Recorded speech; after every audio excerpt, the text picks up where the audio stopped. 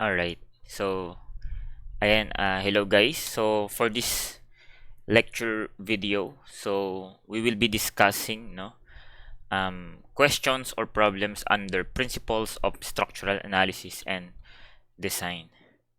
Okay, so without further ado, so let's start na. Okay, answering random questions here. So, let us have this situation 1. So, refer to the given figure. So, we have here a truss, and then we are tasked to solve for the forces in member FG, GC, and CB. So also provided are the data, so that A is 3 meters and B is 1.5, that the forces F1, F2 are 200 and 1,800 newtons respectively. Okay, so nandito na rin naman yung answer key. So, itry na lang nating palabasin, no, through our calculation. Okay. In answering class, no, as you may remember, in answering trusses, no, it is important to solve for the support reactions first, no. That is, in most cases kasi, importante yung value ng mga support reactions. Okay, so halimbawa class, so hulaan ko na lang class, no, that we have here pin at A and pin at B. So I will just assume the direction. So feeling ko ito pababa. So this is the B vertical, and feeling ko na lang papuntang right. So this would be the B horizontal, and then this hulaan ko na lang pataas, AV. Tapos hulaan ko na lang pakanan, AH. Okay? So pwede nating isosolve yan, class, no? But let us examine yung mga members na hinahanapan ng forces. So that is si GF or FG, si CG, I believe hinahanapan rin ito, at si BC. Balikan natin, no? Tama ba yan? FG, GC, CB. Checkan natin. FG, GC, CB. Alright, correct. Now, as you can see, so nasa inner part ng structure yung mga members na hinahanapan ng forces, so that the best method to apply here is method of section. And then as you can see, if you will try to pass a cutting section, no, passing through dun sa 3 forces in consideration, alright, we can isolate yung upper portion. So halimbawa, sabihin natin ito yung section AA. So, anong ibig sabihin nun, class? Ibig sabihin nun, kung mag-focus tayo dun sa upper portion, medyo irrelevant na yung values ng support reaction. So, ibig sabihin, kahit hindi na natin siyang isosolve. So, let us try to focus doon sa section AA.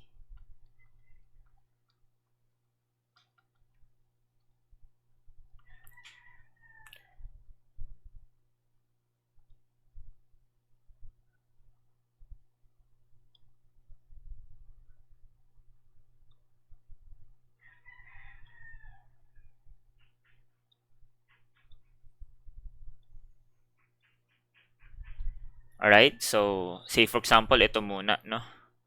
So we have here the 900. Okay, we have here yung 1/8. And then we have here yung 900. Alright, so karugtong pa to dito, pababang ganyan. And then, wait lang ah. So pakita natin yung putol. So we are considering this.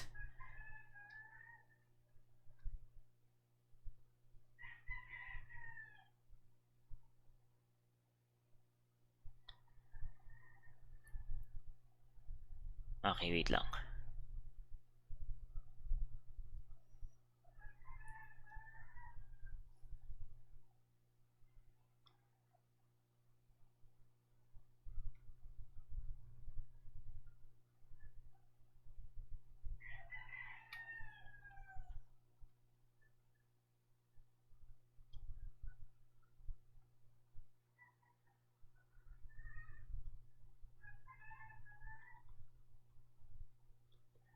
Alright, so something like that. Okay? So, anong gagawin? Okay, so syempre yung mga naputol na members, ma-expose yung internal forces niya, no? So, it is either tension or compression. So, for simplicity, so let us first assume that all unknown forces are acting in tension. So, away from the joint, and away from the joint. So, ito si force FG. Ito si force CG. And then, this would be our force BC. Okay, so anong gagawin, class? So, iisip tayo ng way, no, for us to solve for the unknown forces. But, anyways, before we start, lagi nyo tatandaan, class, kapag we are dealing with statically determinate structures, na katulad po neto, na yung forces is kalat-kalat. So, yung applicable equilibrium is equilibrium considering rigid body. At kapag rigid body analysis, we have three available equations sa 2D analysis, no? Summation ng force X, summation ng force Y, at moment anywhere should be 0. So, ibig sabihin, kapag rigid body analysis, we have three equations, thus, we can have up to maximum 3 unknowns, no? Iba kasi kapag method of joints, no? Kapag method of joints, ano naman siya, class? Particle analysis. When you say particle analysis, that the forces is parang concentrated on a single particle, no? That the available equations naman doon ay summation lang ng force X, summation ng force Y is equal to 0, considering 2D analysis. Ibig sabihin, pag method of joints, maximum of 2 unknowns lang naman doon, no? So, on our figure, rigid body, we have 3 unknowns, so kayang-kaya ni statics. So, kailangan lang natin dito, class, strategy. So, una natin gustong ma-solve si FFG. Okay, so what we can do is to take moment. Okay, so magmo-moment lang tayo sa C, equating to 0, considering clockwise to be positive, no? So, for us to eliminate the other unknown forces here. Okay? So, para mapasimple pa natin, class, no? Kasi yung FFG is an inclined force. So, mas maganda, dali natin siya dito. Okay? So, even though this is outside the section, but still, continuation kasi yan ng direction ng FFG. So, by principle of transmissibility, yung force na ito, pwede nating i-transfer dito. So, nandito na si FG. And then, what we will be needing to do here is to translate it into its components, no? So, may horizontal component po siya dito. FFG, horizontal, and FFG, vertical. So that, pag nandiyan po kasi siya, yung horizontal component, mawawala ng moment arm about C. So, yung iikot na lang vertical component, no? So, para makuha natin yung components, another thing that we must know here is the slope. So, tingin po tayo sa original figure. The slope is A as the vertical, B as the horizontal. I believe kanina yung A ay 3. So, yung B I believe 1.5.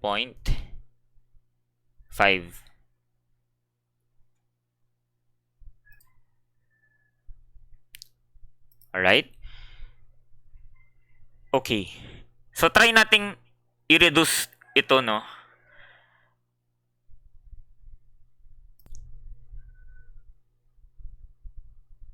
Okay, siguro, i-divide natin both sides by 1.5. So, 3 divided by 1.5 is 2. And then, 1.5 divided by 1.5 is 1. So, para mas madaling tignan yung triangle natin, no? 1 squared plus 2 squared is 5. So, square root of 5. Okay? So, mag-moment na po tayo sa C.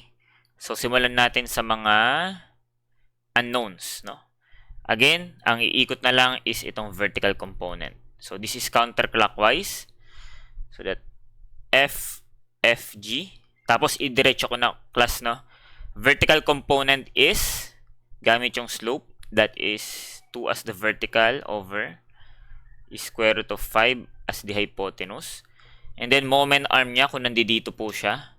So, this one here is parang yung point G, no? So, point G, horizontally from C is, tingin sa figure, dalawang B. So, that would be 3. Okay? 3 meters. And then again, negative. Counterclockwise. Okay, what else?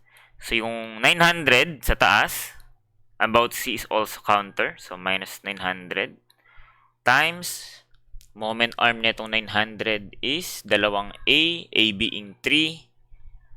So, we have 6. Okay, and then, minus 1/8 is, ang moment arm is 3, and then wala na, equate to 0. So, we can now be able to solve for FG.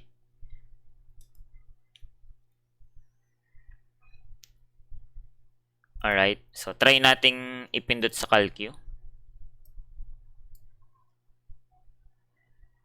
Okay, so let us have negative x times 2 over square root of 5 times 3 minus 900 times 6 minus 1/8 times 3 equals 0. So, shift solve. Okay, so we have negative 4,024. Negative 4,024.92.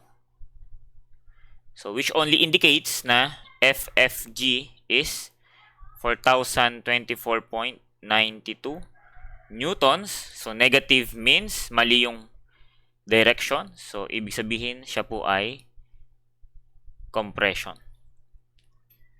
Okay? Alright, so correct. So, GC naman. So, ang gawin na natin class, since alam na natin yung tamang direksyon, so, i-correct na natin, no? So, compression pala siya dyan. So, mali rin ito. Compression pala dito. So, which means, mali rin yung direction ng components, no?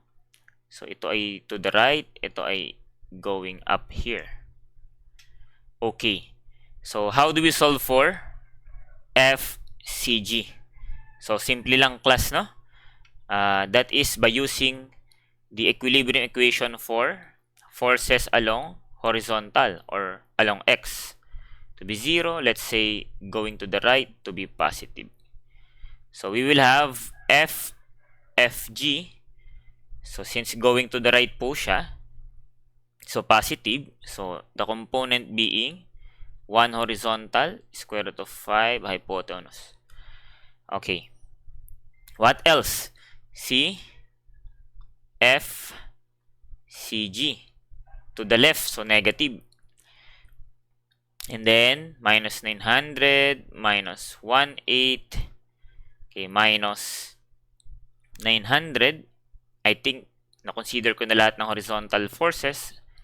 Close it to 0. And then,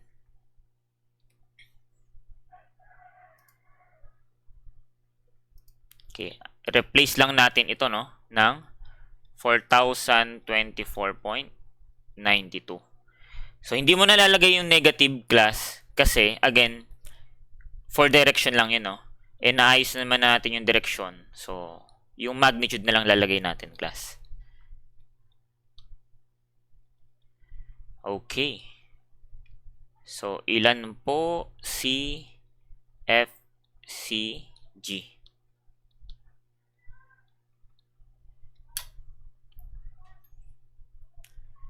Alright. So, tanggalin ko lang yung negative nito, no? Ayan. So, let's say, for example, lagay ko muna sa A. Okay. So, applying the equation, A times 1 over square root of 5 minus x minus 900 minus 1/8 minus 900. So, kita ba yung calcu natin? Yes. Shift solve. Alright. So, the answer is negative 1/8. So, ano na naman po ang indikasyon? E di siya po ay isang 1/8 Newton na force na compression. So, ibig sabihin, mali rin yung assumed direction, no?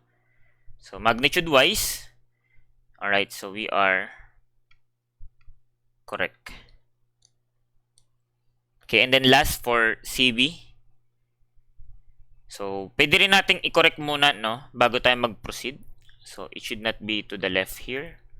It should be inward doon sa joint. Okay. So, last equilibrium equation natin would be summation ng force along vertical or along Y to be 0. Let's take going up to be positive. Okay. So, we will have yung FFG vertical going up. So, positive. And then vertical is again 2 over square root of 5. And then, I believe the only downward force here would be the FBC. So, wala nang iba. We can now close it to 0. So, FBC equals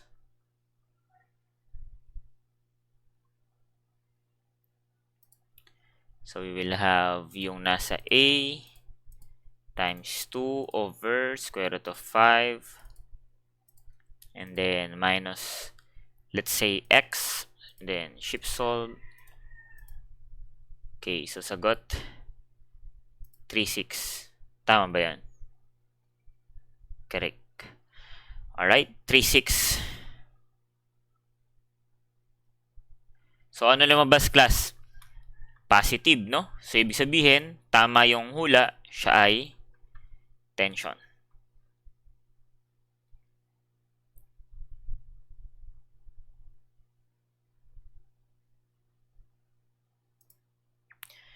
Alright. So, sige. Next question po tayo, class. Okay. Design the column for axial load only for the conditions described. So, the column is short and not exposed to weather conditions. And then, sizes are in 50 millimeter increments. Okay, so, ang detalye, class, ay gamit daw tayo ng square and then as well as tied na column. And then the loadings are dead load 600, live load 800, no? Material properties. Okay, FC prime 28, FY 415. Steel ratio to gross. So 2% lang daw ng gross area yung steel. So, let us use load combination 1.2 dead plus 1.6 live. And then, let us use reduction factor to be 0.65. So, ano daw po yung required column dimension?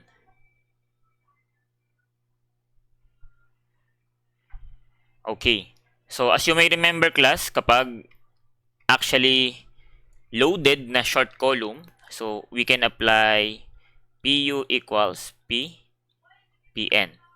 So, meron na tayong phi, yung 0.65, no?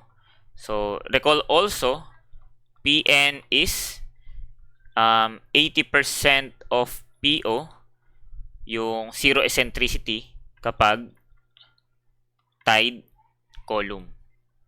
And then, as you may remember, PO naman is the combined strength offered by concrete and steel, no? So, for concrete, 0.85 F prime C, area ng concrete, plus for steel, AS, FY. And then, as you may remember, class, area ng concrete is area gross, bawasan mo ng area ng steel. Alright, plus AS, FY. So, yun lang naman, class, no? And then, also recall, rho is AS over AG. So, ibig sabihin yung AS, we can replace it as rho AG. Okay. So, kunin muna natin class. Okay, magkano yung PU? So, 1.2 dead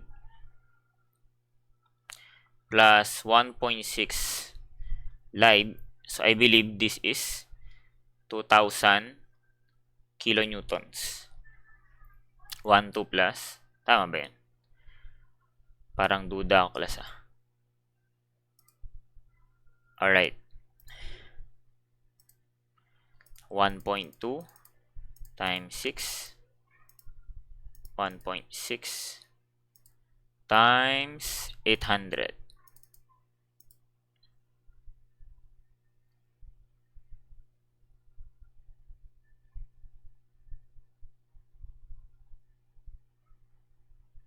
Alright. Okay. So, substitute lang natin class, no? So, let us have 2,000. Pero whenever we are using this, dapat kasi itong formula na to dapat naka newtons, no? So, times lang natin ang 10 raised to 3 equals. So, una, reduction factor, 0.65. Next, 80% lang yung pwede natin gamitin ng PO. And then, saka natin lalagay yung 0.85 FC prime.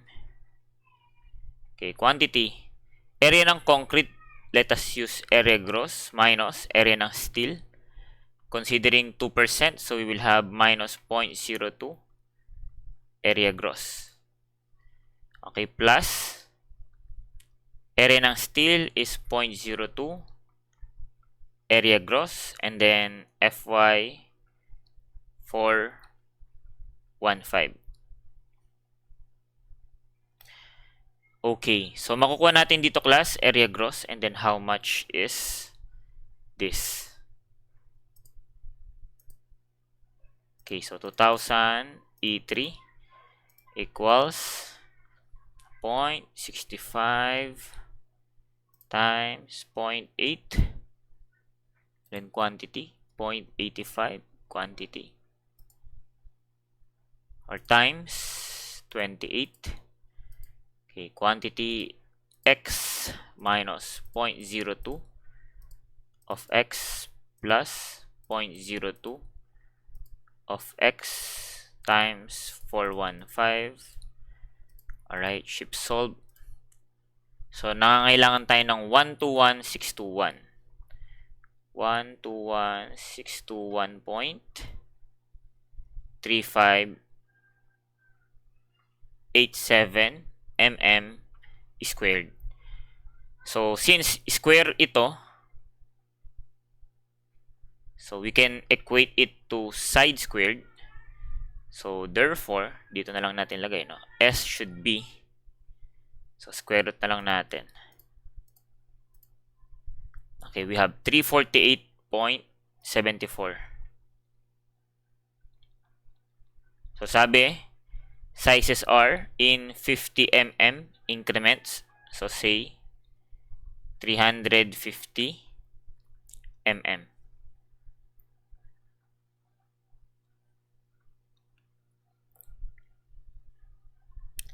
Alright. Okay, next. So, still part of this situation. So, ano naman daw po yung required number of 20 mm diameter bars. So, class, pag kinuha nyo yan dito, class, no? Sabi nyo, sir, ang row is, ano, no? Sorry. Sir, ang AS kanina, parang, ano na, row G. Row area G. So, 0.02 AG. Wait lang. Check natin yung sinulat ko dito. Okay? So, baka dito mo kunin, class, mali ito, no? So, hindi naman siya mali na sobrang mali, but as you may remember kasi, yung area gross mo kasi is naka-rounded off na po siya. Which means na inalter mo yung actual value ng AG, thus, yung steel ratio, hindi na rin po siya masusunod ng saktong 2%. So, saan kukunin, sir? Doon ulit sa PU equals PN. So, lalagay lang natin dito, class, yung mga exact quantities. Okay? So, halimbawa, again, 2,000 10 cube equals 0.65, 0.8, tapos 0.85 of FC prime. Dito, area ng concrete. So, gagamitin ko, since decided na yung 350 mm na dimension kanina, yun na po yung gagamitin natin, class, no? So, we will have here 350 squared minus area steel. Okay, plus area steel FY415. So, ganito po yung magiging solution natin, no? So, ilan na lang po yung area na steel as required. Alright, 2,000 E3 equals 0.65, 0.8, 0.85, 28 quantity, 350 squared minus unknown AS X plus X times FY415, and then chip solve. So we have 2378.97.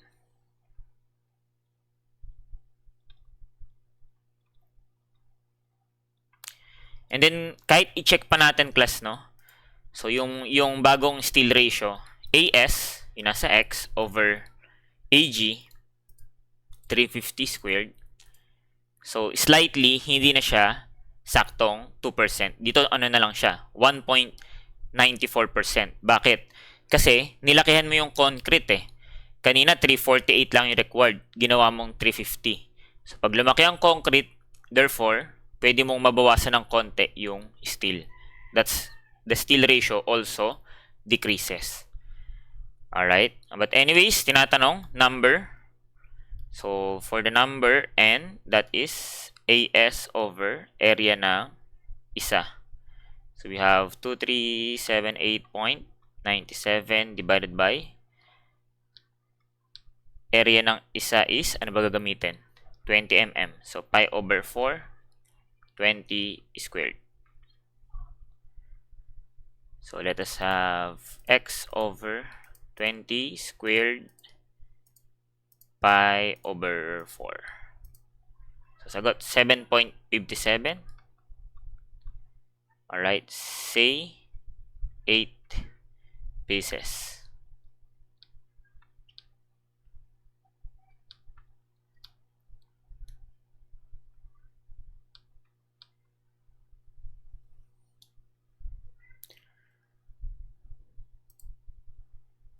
Alright.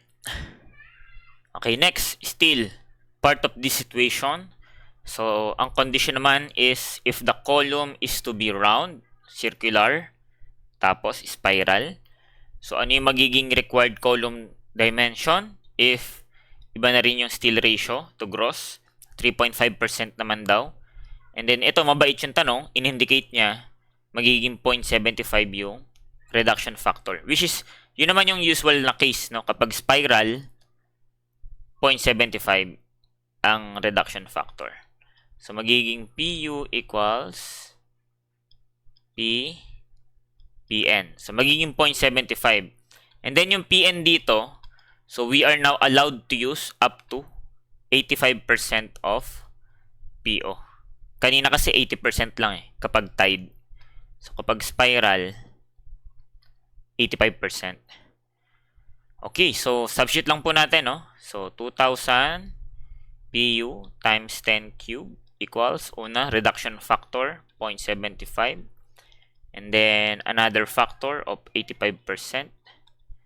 And then, PO is concrete, 0.85, FC prime.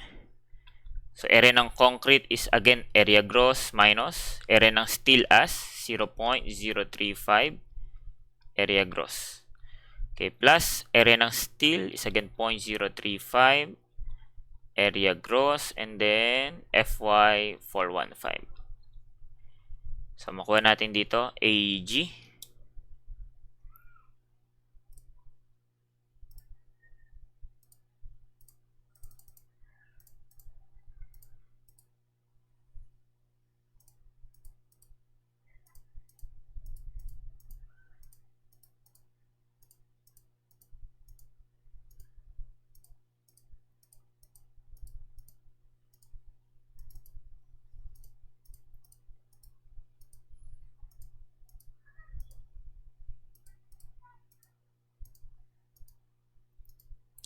Alright, ship solve.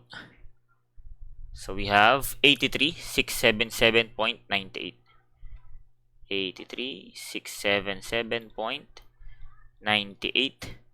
mm squared. So equating this to, so circular section, equate natin sa pi over 4 diameter squared. So makuha natin, diameter is, so parang gagawin ko, yung area na nasa x, times ko ng 4, divide ko ng pi, and then square root ko na lang. So diameter is 326.41. Alright, so round up natin to the nearest 50. So we have, say, 350 mm. Alright, letter D. Okay, bilugan lang natin yung mga answers natin.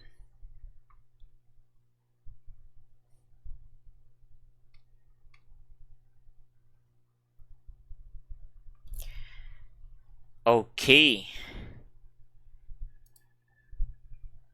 Alright. So let's proceed to the next question.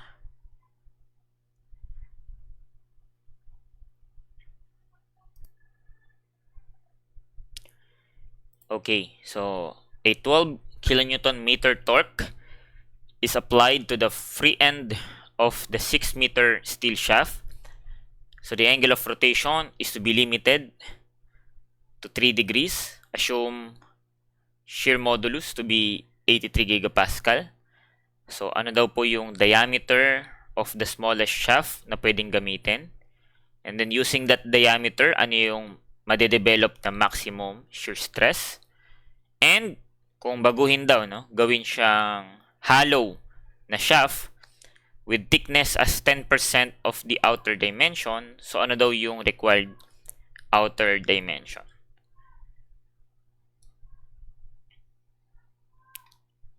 Okay, illustrate natin. So parang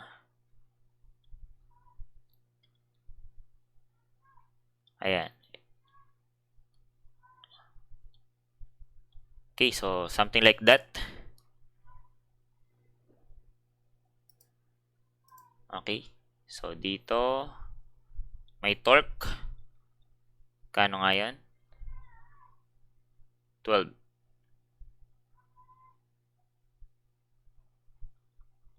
12 kilonewton meter. So this one here is 6 meters. No, so ito kasi fixed, 'di ba? Tapos itong nasa free end pwedeng umikot. So pag nag-apply ka ng torque diyan, so madi-displace yung point na ito, no? Itong point na to, madi-displace. So, magkakaroon tayo ng angle of twist. So something like this. Mapupunta siya dito. So yun yung nililimitahan natin, no?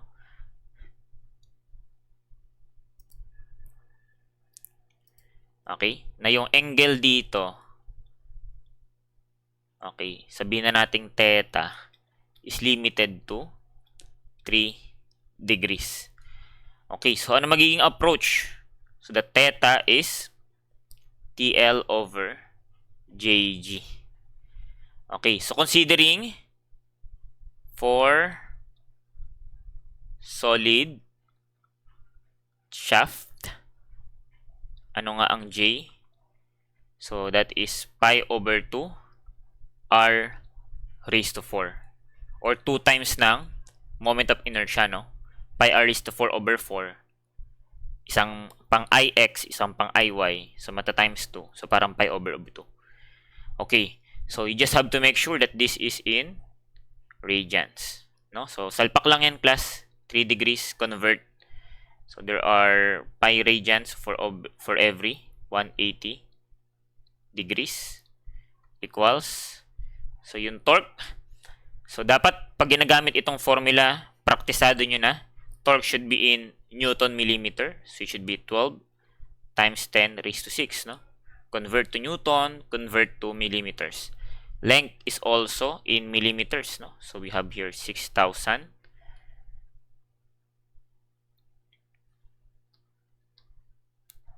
Alright, over J, pi over 2, unknown radius, raised to 4. And then yung G, dapat naka megapascal. So, ang given, 83 gigapascal. Alright, so let us use 83,000. Okay, ganun lang class, no? Makuha na natin yung radius. Okay, so ako gagamitan ko na to ng mental na manipulation ng equation. So, lilipat ko na lahat sa right side. So, 12e6 times 6,000. As nasa ilalim yung pi over 2, no? So, cross multiply ko na yung r raised to 4 to the left. So, matita na lang dito, 83,000.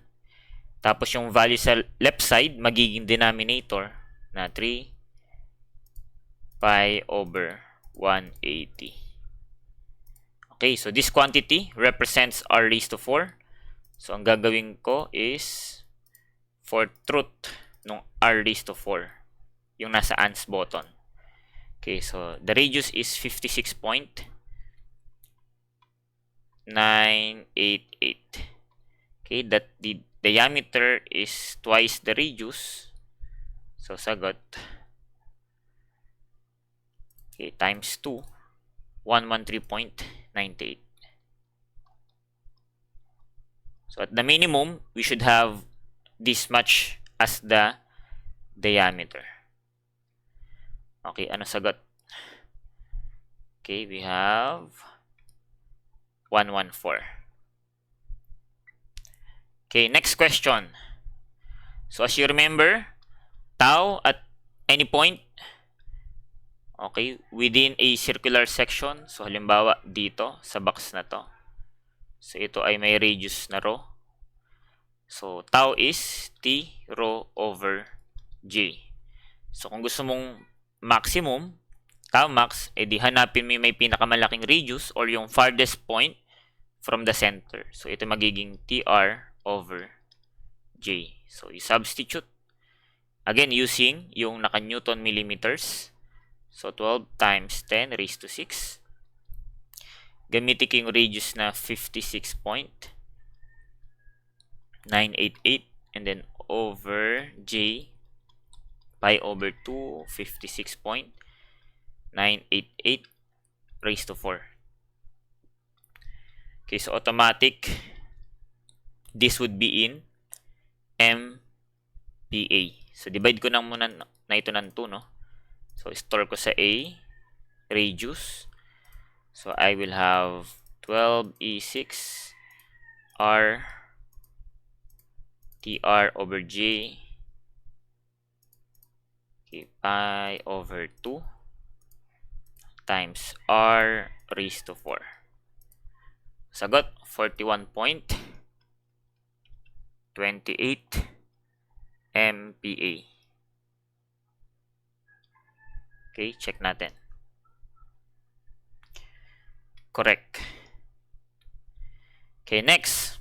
So, ano naman daw yung outer diameter? Again, kapag naging hollow with thickness as 10% of the outer dimension.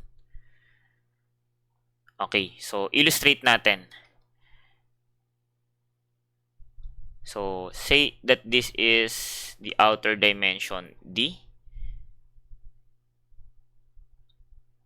So, yung thickness is 0.1 of D. So, ibig sabihin, dito, may thickness. So, ano matitira dun sa loob? E di kung 0.1, tig 0.1 yon, matitira dito, 0.8 of D. Gets? Now, in terms of radius, okay, so yung outer radius natin is capital R. But our inner radius magiging using the property 0.8, edi 0.8 din ito ng outer radius, no? Gets po ba? Kasi 0.8 of the diameter ito, edi kalahatiin mo, edi yun yung magiging radius, no? Which is basically 0.8 ng outer radius. Okay. So, sir, anong difference? So, yung difference lang naman nito class yung J.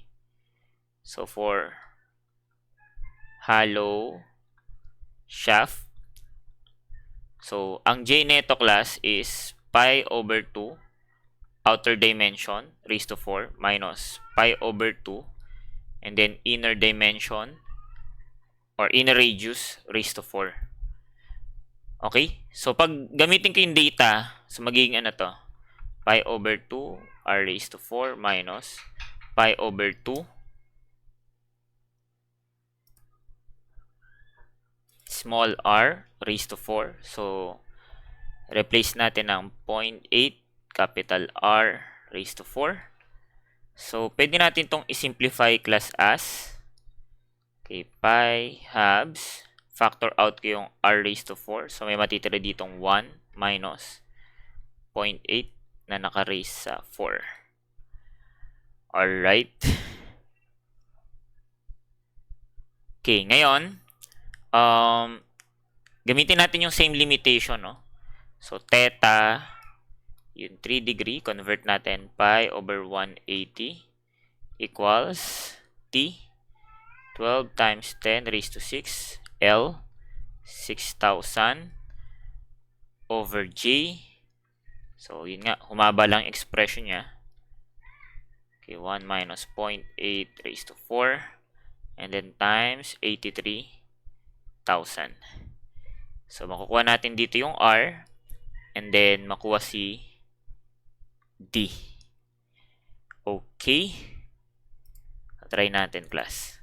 So, ako, again, mamanipulate ko ulit yung equation, no? Para hindi ako mag-shift solve. 12e6, 6,000. So, titira ko dito yung pi over 2, and then quantity, 1 minus 0.8 raised to 4, and then 83,000. And then yung nasa left side, magiging denominator. So, 3 pi over 180. Alright. So, this expression represents capital R raised to 4. So, again, fourth root. So, we will have 65.01. So, diameter should be times 2, 130.03 mm. So, ito naman po yung dimension kapag gagamit ka ng hollow. Okay, so, the nearest from the choices should be 130, no? Pero syempre, halimbawa sa totoong buhay yan, yung 130, bitin na quantity yan, no? Kasi, ang requirement may 0.03 pa eh. So, kapag you provide less than this, more than 3 degrees, no? Pero syempre, bahagya lang din naman yun. Pero, ayun, judgment, yun na lang din yun sa totoong buhay if you will use, halimbawa, 131 mm, just to be sure na safe, or you stick with 130. Pero, sa board exam wise, halimbawa ito lumabas, so, wala namang ibang mas malapit pa, aside sa 130, so let us use 130 mm. Okay. Okay, so what do we have here? So, a 3 meters long steel pipe, okay, with an outer diameter of 260 supports an axial load of 800. The column is hinged at both ends and side sway is prevented. Alright, calculate the minimum thickness of the column if the allowable compressive stress of the column is 55. So, meron na tayong load, P, tapos may allowable compressive stress. So, pag mga ganitong allowable, parang strength of materials lang ito, no? Na there is no need for us to use factored loads. Anyways, allowable, parang may kinalaman ito sa mga allowable stress design nung unang panahon. And then, kapag allowable, that we are just using unfactored loads, no? So, actually loaded lang ito class, edi ibig sabihin force over area lang. Okay, so tanggalin ko lang muna yung calcu. Okay. So parang ganito lang illustration niya, no?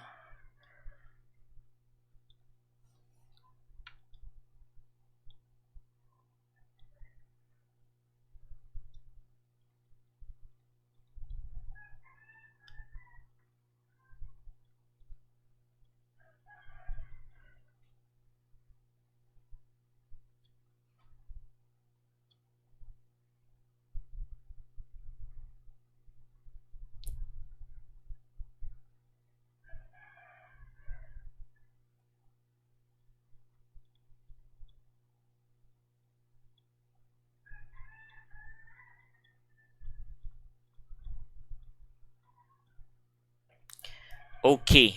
Ayan, balikan natin. Okay, so binigyan tayo ng FA allowable, no? 55 MPa. So we have stress is equal to force over area. Simply substitute 55. So ang kapartner in na force ay dapat naka newtons, no? So 800,000 newtons over area. So pag tinignan mo sa top view yan, edi pi over 4 outer dimension 260 squared minus sabihin natin inner diameter squared, no? So drawing lang natin dito. Okay, so ito lang kasi nagre-resist na section doon sa compressive force na 800. So say that this is our 260 and then this is our D inner. Yun na class, no? Masolve na natin D inner equals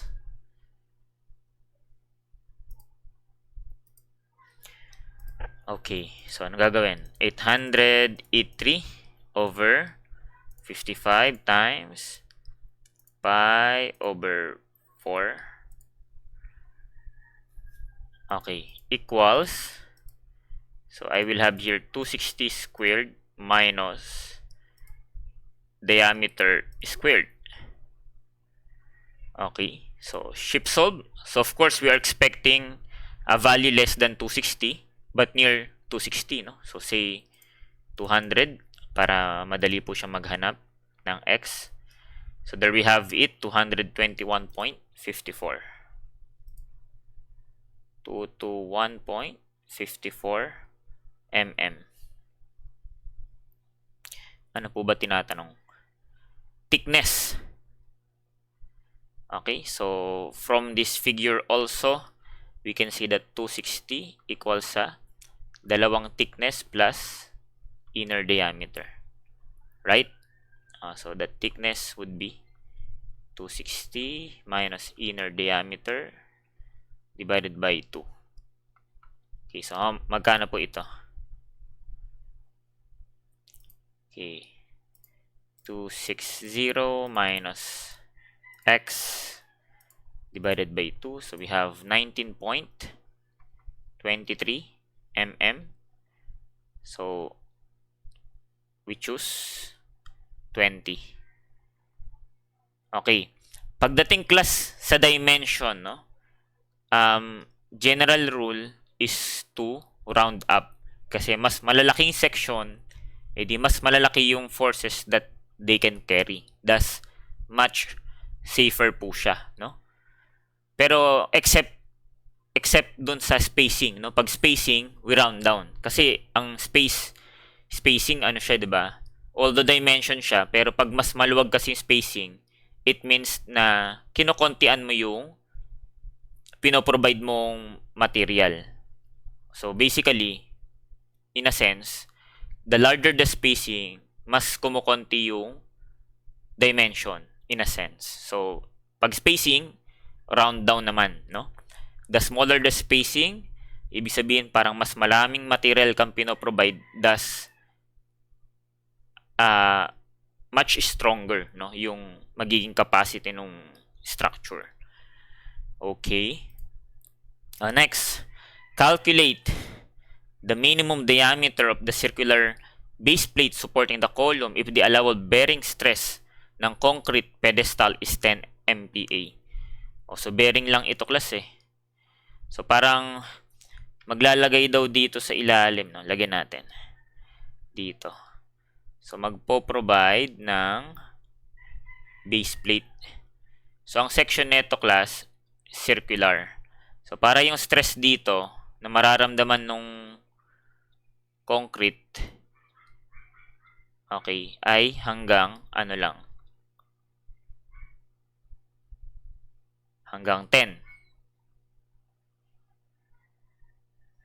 Okay, wait lang. Ayan. This is 10 MPa. So, ganun lang din yun, class, no? Bearing stress is bearing force over area subjected sa bearing. So, we have stress limited to 10. Yung force na magkukos ng magkaroon ng contact between the base plate and the concrete is still yung 800 kilonewtons. So, 800,000 in newtons over yung area in contact between the plate and the concrete is yung area of the plate itself, no? So, that should be the pi over 4 diameter of the plate is squared. So, diameter of the plate should be 800 E3 divided by pi over 4 times 10. So, equivalent ito, class, sa diameter squared. So, square root natin. So, diameter should be 319.15 mm. Okay, so do we have that? Okay, so round up, the nearest should be 320. Next, calculate the effective slenderness ratio if it is 10 mm thick. Okay.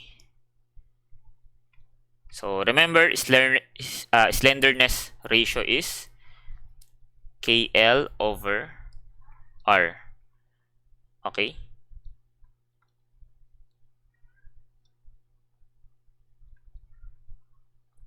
Wherein yung R is the the radius of gyration, which is the square root of I over A.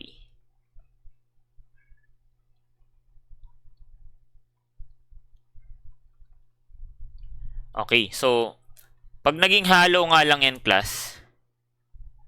Okay, so of course, parehas lang yung, since wala naman nabanggit, no, tungkol sa support condition on two different axes, we will assume it to be the same. No, kung ano yung condition sa X ay siyang condition sa Y. So, okay. How do we get the I here? E di magiging ano yan? Pi over 4, capital R raised to 4 for outer, minus yung butas, pi over 4, yung inner radius raised to 4. Okay? So, lagyan natin yung magiging dimension. So, di ba ito ay ano? 260 divided by 2, 130. Gano daw kakapal? 10 mm thick. Eh, the inner magiging minus 10, 120 mm. Okay? So, gawin na natin, class. Diretsahin na natin, no? I think kaya naman. So, for the KL over R equals, so, we will use K to be 1 kapag hinge at both ends. Right? Di ba yun yung nabanggit dyan? Tama ba? Hinge at both ends. So, for such condition, K is 1. Okay, how much is the unsupported length? So, nabanggit 3 meters long. So, let us use 3 mm. 3,000 mm. So, naka-mm. Therefore, yung R ko, naka-mm din. O, diretso nyo na dito, class. Pi over 4, quantity. O, di we have 130 raised to 4 minus 120 raised to 4. Okay, divided by area, di pi r squared naman, no? So, pi 130 squared minus 120 squared. Alright. Ayan, wala na kasing space eh. So, what should be the answer? So, we have 1 times 3,000 over the square root of pi over 4, 130 raised to 4 minus 120 raised to 4. Okay, divided by area, pi r squared, 130 squared minus 120 squared. Okay, so we have 33.91.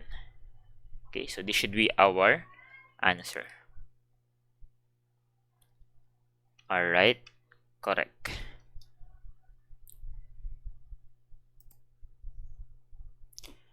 Alright. Okay, so next situation po tayo, class. Okay. So, tanggalin muna natin yung calcu. Okay, so the figure shows the stresses in an element and the corresponding Morse circle.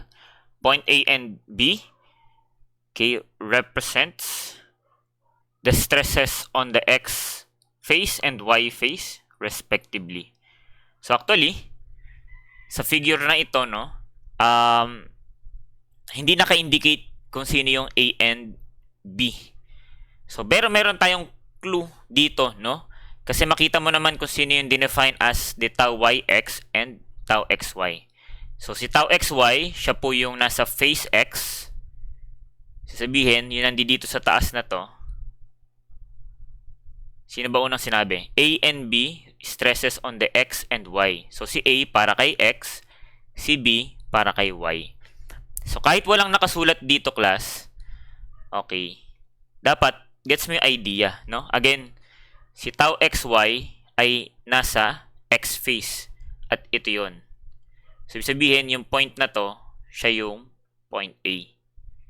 And then, si tau yx, siya po yung nasa y phase. Okay, facing the y direction. So, andi dito po siya.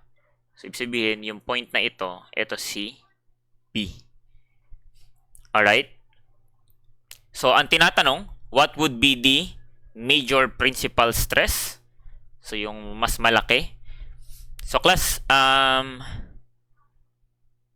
yung major, mamaya pag-usapan natin, class, kasi dalawa yan eh. Major saka minor. So, usually kasi, ang estudyante, pag tinanong, which one is the major, ang sasagot nila, kasi dalawa lang yan eh. Either this or this. Usually, ito yung ginagawa nilang minor. Okay, ito yung major, no? Kasi usually in drawing yan, class, nakaganito eh. Yung sa usual cases, nandito yung Morse circle na nataon, ito talaga yung minor. Kasi ito yung maliit eh. Ito, malaki. Wait lang. Alright, hanggang dito, malaki yung normal stress. Kaya ito yung sigma min, ito yung sigma max. Pero hindi po always the case na laging minimum yung nasa left, laging maximum yung nasa right, no? Kasi halimbawa, ganito yung Morse circle. Halimbawa, dito din drawing. Kuha nyo, class. Halimbawa, nandito. O di, ito yung isang point, no?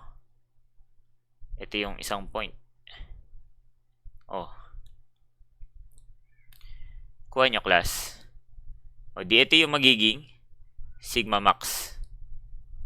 Ito yung magiging sigma minimum. Okay? Basta kung sino maliit yung quantity, yun yung minimum. Kung sino yung malaking number, regardless of the sign. Kasi dito mangyayari, negative yung maximum eh.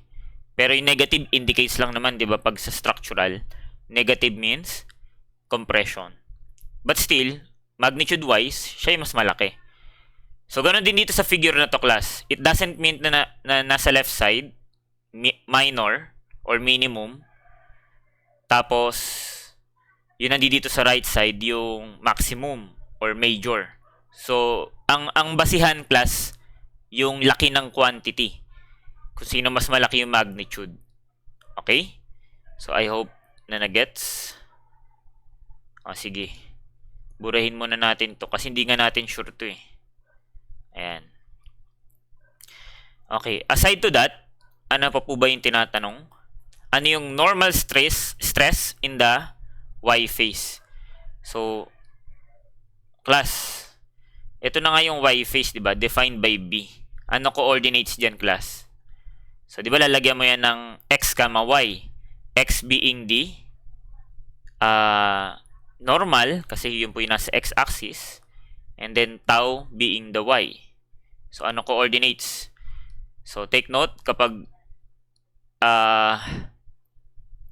pag-usapan natin, balikan lang natin. Pag normal, kapag compression, negative. Kapag tension, positive. Sa tau, ang basihan, rotation.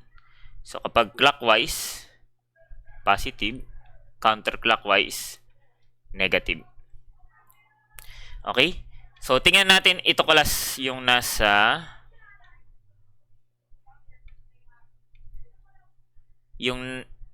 Y phase. Okay? Lagyan natin ng coordinates. So, yung sigma Y, compression.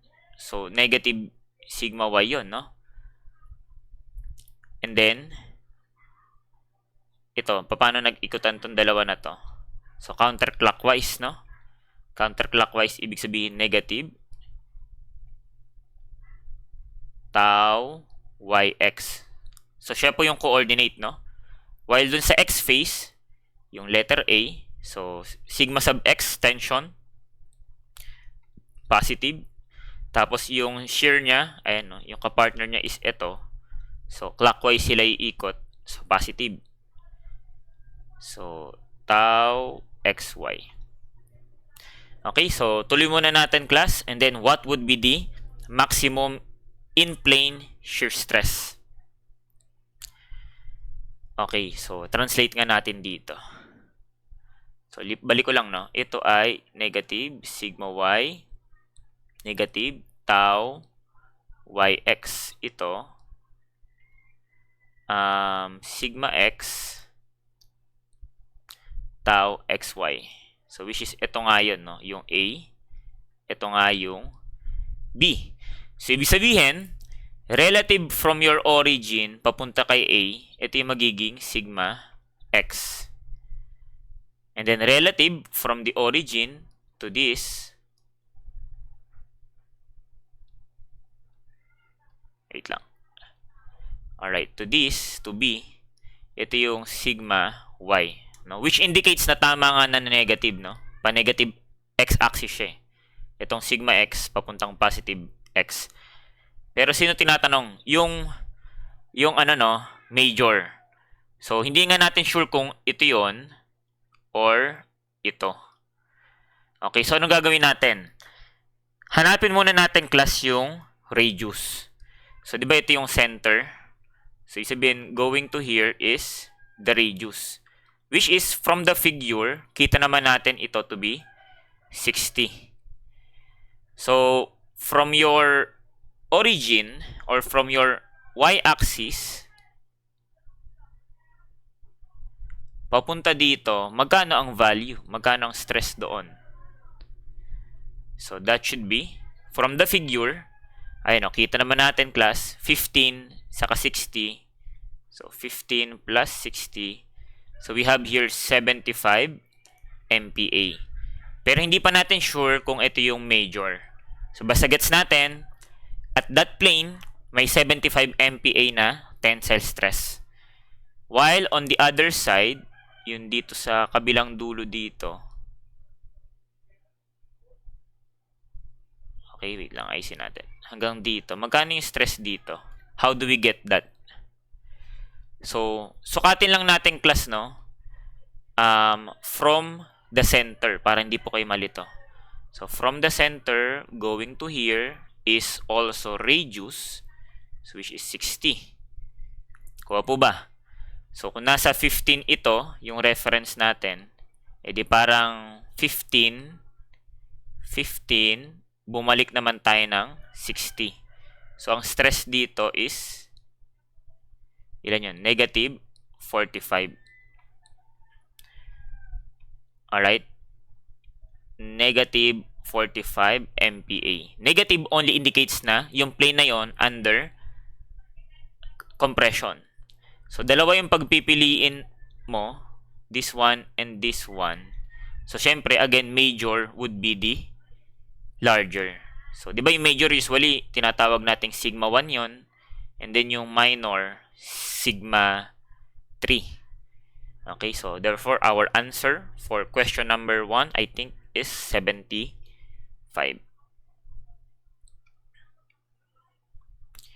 Okay, normal stress in the Y phase. So, ito nga yung hinahanap natin, class, no? This one here. How much is this? Okay. So, class, hindi naman ito kailangan masyado ng malalim na, what do we call this? Na analysis ng Mohr circle. Kasi, itong problem na to, given na lahat. So, again, relative from the center, wherein our coordinate, x-coordinate is 15, magkano ba yung movement dito, class? Ayun, no, kitang-kita nyo naman, class, 30 and 15. So, gumalaw tayo pa left ng 45. So, ibig sabihin, yung sigma sa y ay from the center, 15, gumalaw pa left ng 45. So, sigma y would be negative 30 MPa. So, yun yung sagot. Ganun lang po. Alright? And then, okay, wait lang. Highlightan natin ito. Next, tinatanong, tau max. So, tau max is yung highest point sa Mohr circle, no? Which is, ito naman yun, class. But I know, alam nyo na to, no? So, nire-review na lang natin. Ito yun, highest point. Ito yun. Tau max. Wherein it should be represented by the radius of the Mohr circle. So, ganun-ganun lang, class. Okay, tau max is the radius which is identified natin kanina to be 60. So, the answer is 60 MPa.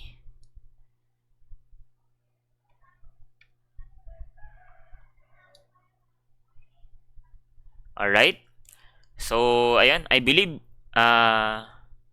ito lang muna, no, for the part 1 of our discussion ng PSAD. So, there are more parts na susunod pa po dito. So, I hope na antabayanan nyo po and panoorin nyo rin po. So, thanks so much, guys, for watching, and see you next time, and God bless po.